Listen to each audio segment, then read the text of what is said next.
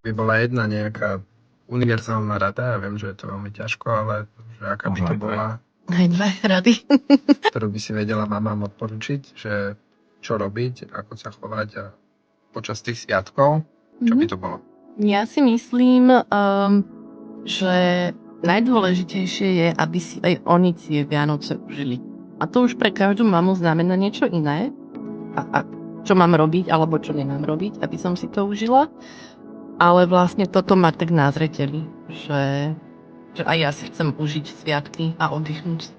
Máme to nejak skúmať? Máme sa ich pýtať, že čo je to, čo by oni chceli, lebo väčšinou to odpoveď nie je taká, že prichádza. Určite treba to skúšať. Ja si myslím, že už len ako tou pozornosťou a tou snahou o porozumenie sa veľa vecí môže zmeniť, alebo to pre tú mamu môže veľa znamenať, že partner má záujem, alebo že si všíma, že má toho veľa. Ja myslím, že kebyže tie okná umieš, tak nič nepokazíš. A to zase by som tak dobre neumel. Takže určite fajn.